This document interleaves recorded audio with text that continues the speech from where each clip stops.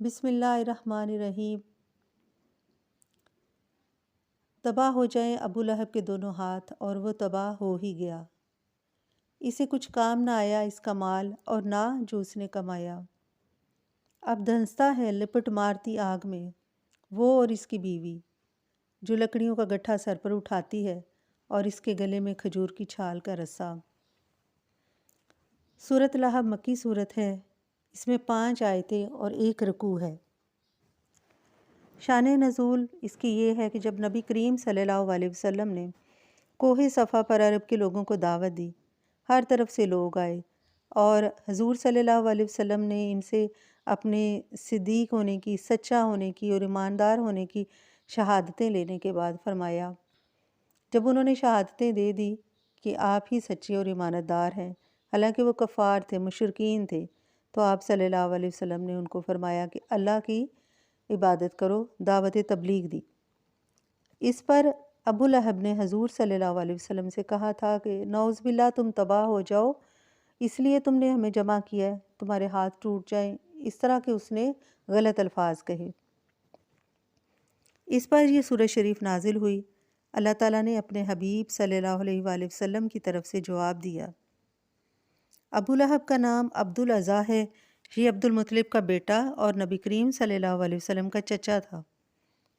بہت گورا خوبصورت آدمی تھا، اس لیے اس کی کنیت ابو لہب تھی، اور اسی کنیت سے وہ مشہور تھا۔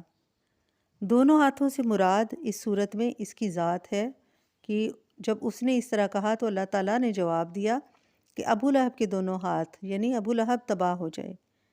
اور اس وقت ابو لہب نے کہا کہ اے میرے بھتیجے، اگر تو اس طرح کہتا ہے کہ اللہ تعالیٰ نے ایسے کہا ہے، تو میں اپنی اولاد اور اپنا مال جو ہے وہ اس کا فدیہ کروں گا اور خود کو بچا لوں گا، یعنی اپنی مال اور اولاد کو دے کر خود کو بچا لوں گا۔ اس وقت اس آیت میں اس کا رد فرمایا گیا کہ کچھ کام نہ آیا اس کا مال اور نہ جو اس نے کمایا، کہ اس دن کوئی چیز کام آنے والی نہیں۔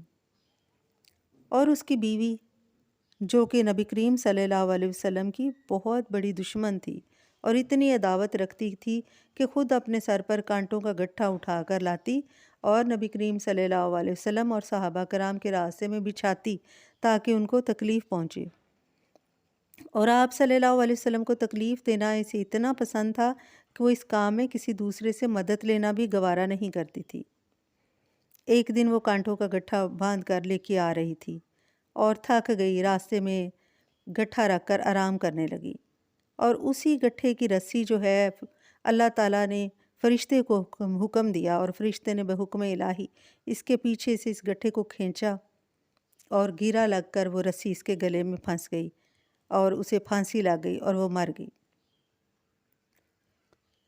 تو ان دونوں کا کوئی بھی عمل، کوئی بھی ان کا جو مال تھا ان کے کام نہ آیا۔